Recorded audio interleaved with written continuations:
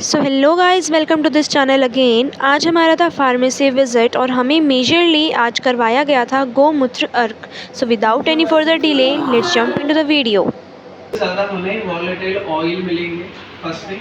Second thing, अर्क निकल सकता है उस पर्टिकुलर ड्रग्स को पानी के साथ एक मशीन के अंदर डाल के उबालेंगे, जिसकी वेपर्स हम कलेक्ट करेंगे, कंडेंसेशन कहते हैं। So that condensed vapours are called as distillate और अर्क। So अर्क का कल्पना करने के लिए the instruments will be of two types. First is simple distillation apparatus. Second is soft slat apparatus, जो सीधा हो हमारे डिपार्टमेंट में जो आपने देखा है। So this whole apparatus is termed as a simple distillation apparatus. So this is the main apparatus which is called as a mantle, जिनके अंदर heating coils होते हैं। So the temperature will be set according to the drug what we have taken. अगर गोमूत्र लिया था तो 60 to 90 degrees या 80 डिग्रीज तक टेम्परेचर रहेगा। गुलाब लिया था तो 40 to 50 डिग्रीज तक रहेगा। कर्पूर लिया या कर्पूर तुलसी लिया था, पुदीना लिया था, तो basin on the kind of drug the temperature can be set. Minimum temperature is 45 degrees. The maximum temperature is up to 80 or 90 degrees. Boiling point में कभी हम नहीं करेंगे. Reason is boiling point जब अचीव हो जाता है, then the whole volatile oils will be completely evaporated. जो आपको मिलेगा वो सिर्फ पानी मिलेगा, उसमें drug contents ज़्यादा कभी नहीं करेंगे. So that is the reason why temperature has to be minimalized. So how this particular अर्क will be working is, गोमूत्र लिया था, यहाँ पे जो बन रहा है that is गोमूत्र अर्क. So गोमूत्र will be taken, will be kept inside the beaker, and so this particular portion is called as a condensation apparatus or condenser, which will be having two openings. One is inlet and the second is outlet.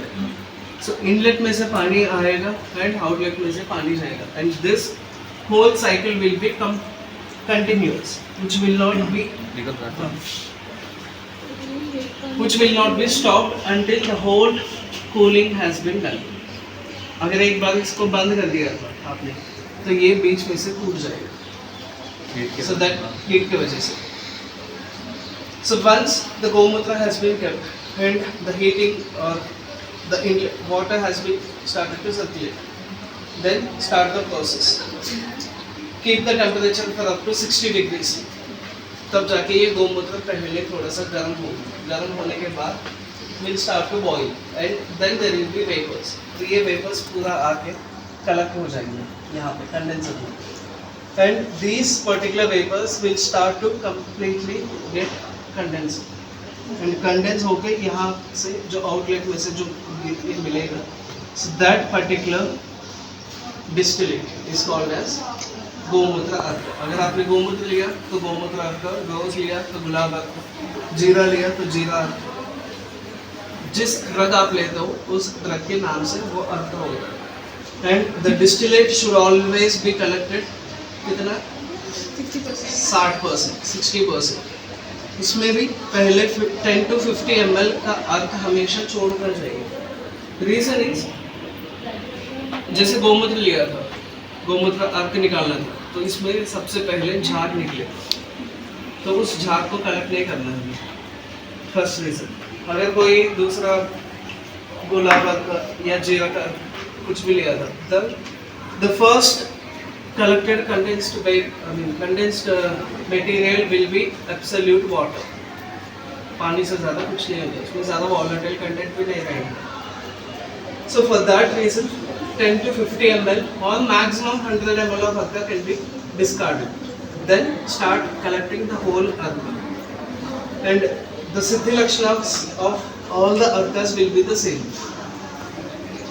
Completely colorless होना चाहिए.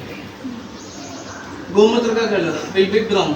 जो गुलाब लिया था, basing again on the color of rose, the color of that particular water will be changed. And the ratio is 1:10. 1 part of drug and 10 parts of water. Soak it overnight or soak it for a minimum of 3 to 6 hours and then start the procedure. And जो distillate मिलेगा हमेशा के लिए colourless होता है. Second thing, characteristic smell, गोमूत्र लिया था तो गोमूत्र का स्मेल होगा, गोमूत्र का टेस्ट होगा, गोमूत्र की सारे के सारे क्वालिटीज होगा। And the dose will always be 24 ml, अर्धा पला। So that will be about Arka culture. So this is Gomutra Arka.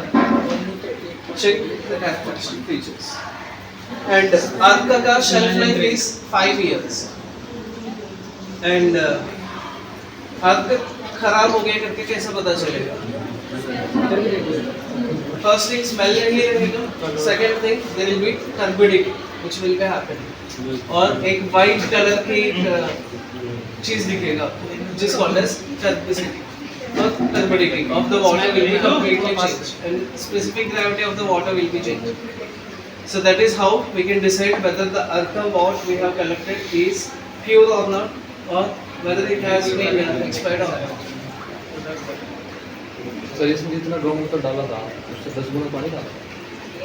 गोमूत्र में पानी नहीं, इसमें ये प्योर गोमूत्र बना उसमें डाला। गौशाला में प्योर ही तो मिलेगा। नहीं सर, इसमें पानी नहीं है जो गोमूत्र मूत्र ही है यार, उसमें हमें जो सारा पानी ही तो रहता है। जैसे गुलाब होगा उसके अंदर हम 10 गुना पानी डालते हैं।